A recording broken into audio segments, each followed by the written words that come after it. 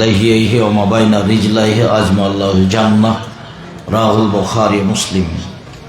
সম্মানিত দিনী ভাই বোন, আজকে বক্তব্যের বিষয় গীবত, পরনিন্দা। নির্বাচনে মন ভরে মানুষের বদনাম করছেন, দোকানপাটে বসে দিনরাত মানুষের বদনাম গীবতে ব্যস্ত আছেন। এ নিয়ে আজকে আপনাদের সামনে গুরুত্বপূর্ণ সংক্ষিপ্ত তথ্যবহল বিবরণের চেষ্টা করব ইনশাআল্লাহুল আজিজ। যারা আপনারা রাস্তাঘাটে আছেন, কথা বলছেন, আমরা তাদেরকে সামনে আসার জন্য আন্তরিকভাবে অনুরোধ জানাচ্ছি। আর আমি আপনাদের জন্যই এসেছি। আপনাদের সাথে কিছু জরুরি কথা থাকে, সে সুবাদেই এসেছি। দয়া করে আপনি রাত গভীর হলেও নিজের কাজ দেখায়েন না, বা আপনি আপনার প্রয়োজন মনে করে চলে যায়েন না। আমরা গুরুত্বপূর্ণ আলোচনা কিছুক্ষণ পেশ করব, তারপরে আমরা সবাই যাব ইনশাআল্লাহ। সম্মানিত দিনী ভাই বোন, যেসব পাপের কারণে সরাসরি জাহান্নাম ঘোষণা হয়েছে, তার একটি বড় পাপ হচ্ছে বদনাম, গীবত, পরনিন্দা। সরাসরি জাহান্নাম ঘোষণা হয়েছে। যেমন শিরক করলে জাহান্নামে যাবে, যেমন বাপ মাকে গালি দিলে, বাপ মায়ের অবাধ্য হলে জাহান্নামে যাবে, যেমন মিথ্যা সাক্ষী দিলে জাহান্নামে যাবে, জেনায় লিপ্ত হলে জাহান্নামে যাবে, সুদ খেলে জাহান্নামে যাবে, ঘুষ দিলে জাহান্নামে যাবে, মানুষকে হত্যা করলে জাহান্নামে যাবে, এতিমের মাল অন্যায়ভাবে ভক্ষণ করলে জাহান্নামে যাবে, মানুষের উপরে অপবাদ লাগালে জাহান্নামে যাবে। জাহান্নামে যাবে বলে যেসব পাপের কথা উল্লেখ হয়েছে, তার একটি বড় পাপ হচ্ছে বদনাম, গীবত। সম্মানিত দিনী ভাই বোন, বিষয়টি আমাদের জন্য আরও জটিল এই জন্য যে পাপ দুই ধরনের, একগুলো আল্লাহর সাথে জড়িত, একগুলো মানুষের সাথে জড়িত। আল্লাহর সাথে জড়িত পাপ ক্ষমা হওয়া সহজ, কিন্তু মানুষের সাথে জড়িত পাপ ক্ষমা হওয়া সহজ নয়। মানুষের সাথে জড়িত পাপ ক্ষমা হওয়ার দুইটা পদ্ধতি। একটা হলো দুনিয়াতে ক্ষমা চেয়ে নিতে হবে, আর আরেকটা হলো বিচারের মাঠে নেকি দিয়ে পূর্ণ করে দিতে হবে। মানুষের সাথে জড়িত পাপের ক্ষমার পদ্ধতি দুইটা। একটা হলো দুনিয়াতে হাত ধরে ক্ষমা নিতে হবে, আর না হয় বিচারের মাঠে নেকি দিয়ে পূর্ণ করে দিতে হবে। আর আল্লাহর কাছে ক্ষমা নেওয়ার পদ্ধতি এগুলো নয়। পাপ হয়ে গেছে বড় থেকে বড়, আল্লাহ তুমি ক্ষমা করো, আমি তওবা করছি। আল্লাহ বলবেন ঠিক আছে, করলাম। বিচারের মাঠেও তিনি ক্ষমা করে দিতে পারেন, মানে তাকে নেকি বুঝিয়ে দেওয়া লাগবে না। কিন্তু আমি যদি কারো বদনাম গীবত করে থাকি, তাহলে তার হাত ধরে ক্ষমা নিতে হবে, অন্যথায় বিচারের মাঠে আমার নেকি দিয়ে সেটা পূর্ণ করে দিতে হবে। আবু হুরায়রা রাদিয়াল্লাহু তাআলা আনহু বলেন, রাসূল সাল্লাল্লাহু আলাইহি সাল্লাম একদা বললেন, হাল তাদরুনা মাল গীবত, সঙ্গী সাথী বলতে পারো গীবত কাকে বলে? সঙ্গী সাথী বলতে পারো বদনাম, পরনিন্দা কাকে বলে? কালু আল্লাহ রাসূল আলাম। সাহাবীগণ বললেন, আল্লাহই ভালো জানেন, আল্লাহ রাসূলই ভালো জানেন, আমরা বলতে পারছি না গীবত কাকে বলে। তখন আল্লাহ রাসূল বললেন, যিকরুকা আখাকে বা ইয়াকরাহ, তুমি তোমার ভাইয়ের কোনো কথা বলো, আর ও যদি শুনতে পাই তাকে যদি খারাপ লাগে, এটাই হলো গীবত। শোনো, তুমি তোমার ভাইয়ের কোনো কথা কোনো জায়গায় বলছো, আর যার কথা বলছো ও যদি শুনতে পায় তাকে যদি খারাপ লাগে, এটাই হলো গীবত। তুমি কারো কোনো কথা কোনো মানুষের সামনে বলছো, ওকে যদি এটা খারাপ লাগে, সেটাই হলো গীবত। তো এই পর্যন্ত বলতে সাহাবীগণ বলছে না, রাইতা ইনকান ফিহি মাকুল, তাহলে ঠিক আছে আল্লাহ রাসূল আপনি বলেন যে একটা মানুষ জেনা করেছে, তাই তো আমি বলছি জেনা করেছে, সেটাও কি গীবত হবে? একটা মানুষ চুরি করেছে তাই তো আমি বলছি যে সে চোর, তাহলেও কি গীবত হবে? আর তা আপনি বলেন তাহলে আপনার মতামত কি? তখন আল্লাহ রাসূল বলছেন, শোনো, ইনকানা ফিহি মা তাকুলু ফাকা দিগদাবতাহু, ও যদি চুরি করে থাকে তুমি বলো তাহলে গীবত, ও যদি জেনা করে থাকে আর তুমি বলো তাহলে গীবত। আর ওয়াইলাকুম মা ইয়াকুলু মা ফিহি ফাকা দিগতাহু, আর তুমি যদি ও এটা করেনি তুমি তার ব্যাপারে বলছো ফাকাত বাহাত্তাহু, তুমি তাহলে তার উপরে অপবাদ লাগালে। ও তো জেনা করেনি, তুমি বলে দিলে। ও তো গালি দেয়নি, তুমি বলে দিলে, তাহলে তুমি তার উপরে অপবাদ লাগালে। তো দুইটার শাস্তি দুই রকম। আমি যদি আপনার গীবত করি তাহলে আপনার হাত ধরে ক্ষমা নিতে হবে, তাছাড়া এই পাপ ক্ষমা হবে না। বিচারের মাঠে এই পাপ ক্ষমা হবে না। কাবা ঘরের গিলাপ ধরে কান্নাকাটি করলেও ক্ষমা হবে না। আজ থেকে নিয়ে মরা পর্যন্ত ক্ষমা চাইলেও ক্ষমা হবে না, ক্ষমা হবে না। হাত ধরেই ক্ষমা নিতে হবে। আরেকটা পথ হলো বিচারের মাঠে এই পরিমাণ নেকি দিয়ে দিতে হবে। এটা হলো গীবত, এটা হলো গীবতের শাস্তি। আর যদি অপবাদ হয় তাহলে 80 লাঠি। 80 লাঠি ছাড়া আপনাকে পবিত্র করার কোনো পথ নেই। তো নিজে বাড়িতে খেয়ে দোকানে বসে যে গীবত করলেন, আড্ডা পিটলেন, এবার কি হলো? এটা কি করলেন? দিন রাজ্যে ছুটে বেড়াচ্ছেন মোটর সাইকেল নিয়ে, এই আর সেই আর কত কি যে বলছেন। তো সাংবাদিক এসেছে প্রতিষ্ঠানে, তো আমাকে কিছু জিজ্ঞাসা করছে। তো আমি বলছি যে আসলে তো এসব উত্তর আমি দিই না। তো তোমরা এই সাংবাদিকতা ছাড়া তোমাদের রুজি আর কোনো পথ নেই? রুজির ভিক্ষা করে খাও। আপনারা যারা এখানে সাংবাদিক আছেন, আপনাকে আমি কষ্ট দিতে চাইনি, তো দুঃখিত। সাংবাদিকতা মানে হলো মানুষের দোষ ত্রুটি জেনে পেপারে প্রচার করা। এর চেয়ে খারাপ কাজ দুনিয়াতে আছে? মানে রুজির কি আর কোন দুনিয়াতে পথ নেই? দিন মজুরি করে খেতে হবে। আমি তো বলেছি উপার্জনের পথ 4টা। একটা হলো দিন মজুরি, সন্ধ্যায় টাকা শেষ। একটা হলো চাকরি, 25 দিনে শেষ। একটা হলো জমি চাষ, সমান সমান না হলে লস। আর একটা হলো ব্যবসা। তখন রাসূল সাল্লাল্লাহু আলাইহি সাল্লাম বললেন, সত্যবাদী বিশ্বস্ত ব্যবসায়ীরা বিচারের মাঠে নবীদের সাথে থাকবেন, শহীদদের সাথে থাকবেন, সিদ্দিকদের সাথে থাকবেন। তো এটা উপরে যেতে যেতে যেতে যেতে অনেক উপরে চলে গেল। তাহাজ্জুদ পড়ে রাসূলের সাথে থাকার সুযোগ হয় না। একটা পথ আল্লাহ রাসূল সহজভাবে বলেছেন রাসূলের সাথে থাকার। কে যদি 2টা মেয়ের লালন পালন করে, 2টা মেয়ের লালন পালন বিবাহ শাদী দিয়ে দেয়, তাহলে আমি মুহাম্মদ সাল্লাল্লাহু আলাইহি সাল্লাম আর ওই পিতা জান্নাতে একসাথে এভাবে থাকবো। 2টা আঙ্গুলকে তিনি জমা করে দেখালেন।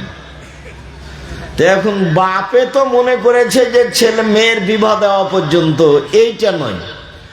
আল্লাহ রাসূল বলেছেন আল্লামা তাকে বিদ্যা শিখিয়ে দিয়েছে, ও আদ্দাবাহা শিষ্টাচার শিখিয়ে দিয়েছে, ও আহসানা ইলাইহিন্না তার সাথে ভালো আচরণ করেছে।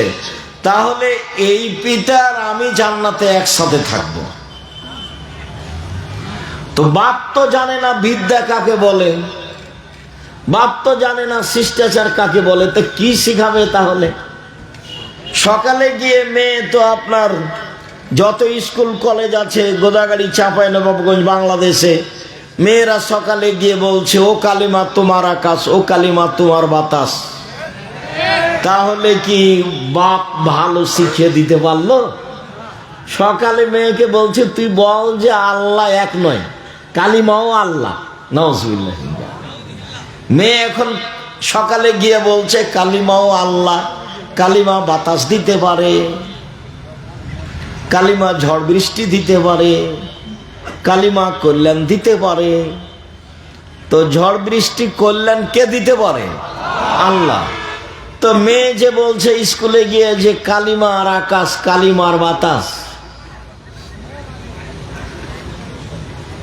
ছেলে মেয়ে জাতির কল্যাণের জন্য মানুষ করেন, এভাবে মানুষ করছেন কেন? ওকে চোর বানাচ্ছেন, প্রতারক বানাচ্ছেন, ধোঁকাবাজ বানাচ্ছেন। বিদ্যা বুঝতে পারলেন না কাকে বলে? শিষ্টাচার। আপনি তো নিজেও জানেন না শিষ্টাচার কাকে বলে, তো মেয়েকে কি শিষ্টাচার শিখাবেন? বলেন এটা কি জায়গা, জায়গাটার নাম কি? মাটি কাটা। আর এই মাঠটা হচ্ছে মাটি কাটা কলেজ মাঠ।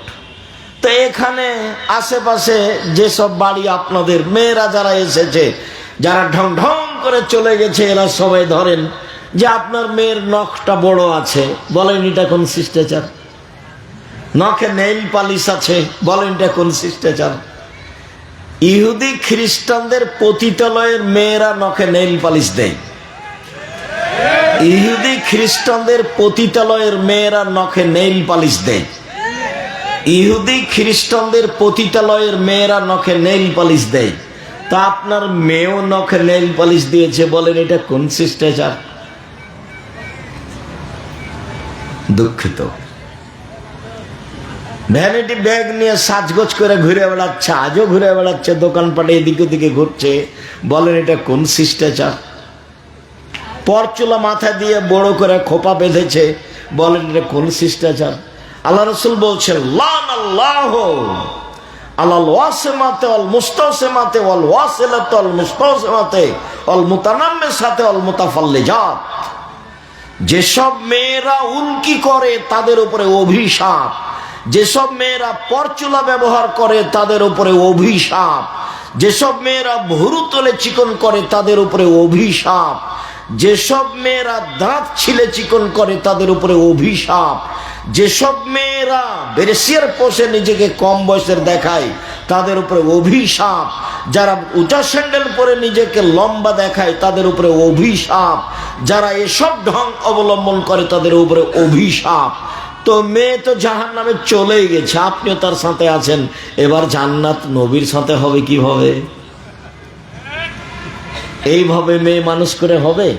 মেয়ে তো আপনার, মেয়েটি হিন্দুর।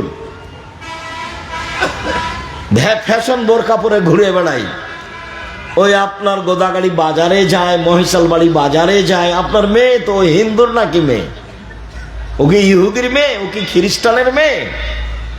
শরম পাচ্ছেন কেন? শরম পাবেন কেন? আপনি তো বাপ, আপনাকে তো আমি বাপ মনে করি। যদি আমি দুঃখে বলি যে আপনাকে যেন বাপ না বলে, আব্বা না বলে, চাচা বলে, এটা আমার দুঃখ, এটা আমার আফসোস। এটা আমি বহুদিন থেকেই বলছি যে আপনার মতো স্ত্রীকে ওই মেয়ে যেন আপনার স্ত্রীকে যেন মা না বলে, বলবে খালা। কেননা তো মা হিসেবে দায়িত্ব পালন করেনি। যদি করে তাহলে আজকে এভাবে ও নিচু মানের মেয়ে কেন? ও ইতর শ্রেণীর মেয়ে কেন? ও নিম্ন শ্রেণীর মেয়ে কেন? ও রাস্তাঘাটের মেয়ে কেন? ও পতিতালয়ের মেয়ে সাজতে যায় কেন? ও ফ্যাশন বোরকা পরে কেন? ও নোংরা পোশাক পরে কেন? ও বেহায়া ঘুরে কেন? ও চুল দেখিয়ে মানুষকে চলে কি করে? পুরুষের পোশাক পরে কেন? ওটা মা নয়, ওকে খালা বলা অপরাধ, আপনাকে বাপ বলা অপরাধ। নিজের মেয়েকে পোশাক পরাতে পারেননি, বাপ বলছেন আপনি? কি হিসেবে আপনি বলেন? আব্দুর রাজ্জাক সাহেব, আমার দুইটা মেয়ে আছে, লালন পালন করেছি, বিবাহ দিয়েছি, তাহলে আমিও নবীর সাথে থাকবো। কথা তো ঠিক, কিন্তু মেয়ের যা অবস্থা তো জাহান্নামে চলেই গেছে। ইয়া মাসার নিসা তাসাদদাকনা ফাইন উরিতুকুন্না আকসালাহানিন নারে। হে মহিলারা শোনো, তোমরা দান করে জাহান্নাম থেকে বাঁচো। তোমাদের অধিকাংশ নারী জাহান্নামী। জাহান্নাম বলতে নারী আর নারী, জাহান্নাম বলতে নারী আর নারী, জাহান্নাম বলতে শুধু নারীকেই বুঝায়, মহিলাকেই বুঝায়। যদিও মহিলাদের জান্নাতে যাওয়া সহজ পথ, 4টা কাজ করলে জান্নাতে চলে যাবে। 1, 5 ওয়াক্ত সালাত, 2, রমজান মাসের সিয়াম রোজা, 3, স্বামীকে মেনে চলা, 4, জেনায় লিপ্ত না হওয়া। জান্নাতের সব দরজা খোলা। পথ অধিক সহজ করে রেখেছেন আল্লাহ রাসূল। কিন্তু আপনি যে জান্নাতে রাসূলের সাথে থাকবেন, আপনার মেয়ের অবস্থা কি? ও কেন বাজারে গেল? আপনি কি মরে গেছেন? ওর গায়ে, ওর হাতে এখনো একটা ভ্যানিটি ব্যাগ আছে, ওটা কেন ওর তার সাথে? ওটাই কেন? ও কেন বাজারে যায়? ও কেন এভাবে চলে? ও কেন কাপড় কিনতে যাবে? ওর বাপ মরেছে, ওর শ্বশুর মরেছে, ওর ভাই মরেছে, ওর বোনের ছেলে মরেছে, ওর ভাইয়ের ছেলে মরেছে, ওই একাই দুনিয়াতে থাকে, ও যায় কেন? ওর শরম হয় না কেন? ওর হায়া হয় না কেন? ওর লজ্জা হয় না কেন? ওর শরম হয় না কেন? এর ইতস্তবোধ হয় না কেন? ও নিজেকে মনে করে না কেন যে আমি মহিলা? নিজে মনে করে না কেন? কেন মনে করে না? আয়েশা রাদিয়াল্লাহু তাআলা আনহা বলেন, আমি পায়খানা টয়লেটে গেছিলাম দূরে, এসে দেখছি জনগণ সব চলে গেছে, আমি এখন একাই, আমি বসে আছি। সাফনে মানে মুআত্তাল আমাকে দূর থেকে দেখে বুঝতে পেরেছেন। তিনি আমাকে দেখে চিনলেন কি করে? পর্দার আয়াত নাজেল হওয়ার আগে তিনি আমাকে দেখেছিলেন। আমি ছিলাম হালকা পাতলা মেয়ে। হাদিসে বোঝা যায় তার রূপের অভাব ছিল না, তবে অবশ্যই তিনি সারার মতো সুন্দরী ছিলেন না। পৃথিবীর সবচেয়ে সুন্দরী মহিলা হচ্ছেন ইব্রাহিম আলাইহিস সালামের স্ত্রী সারা। তবে তিনি সাফিয়াকে নিজের চেয়ে সুন্দরী মনে করতেন। কাজেই মাঝে মধ্যে তিনি বলতেন, হাসবুকালিন নিসা হাসবুকালিন নবী সাফিয়া কাদা ওয়া কাদা। আপনি সাফিয়ার অত সুন্দরী গুণ বলেন কেন? যে সাফিয়া সুন্দরী মহিলা, সাফিয়া এই মহিলা, আরে সাফিয়া তো একটা খাটো মহিলা, আপনি তার এত প্রশংসা করেন কেন? এইটা আয়েশা রাদিয়াল্লাহু তাআলা বলেন, এবং বুঝতে পারতেন যে সাফিয়ার কিছুটা সুন্দরী গুণ আমার চেয়ে বেশি আছে, এটা তিনি আঁচ করতেন। যখন এভাবে বলেছেন, আরো তো একটা খাটো মহিলা, আপনি তার প্রশংসা করছেন, তখন আল্লাহ রাসূল বলছেন, হে আয়েশা, লাকাদ কুলতে কালিমাতাল্লাহ মাজাজাত বিহাল বাহরুল্লাহ মাজাজাতহু। আয়েশা, তুমি যেই কথা বললে, এই কথা যদি সাগরে ফেলে দেওয়া হয় তাহলে সাগরের পানি ঘোলা হয়ে যাবে। তুমি খাটো বলেছ, বদনাম হয়েছে, সেটা আমার পরের কথা। এখন কথা হলো এই যে আপনি আপনার দুই মেয়ের কারণে রাসূলের সাথে জান্নাতে থাকতে পাবেন।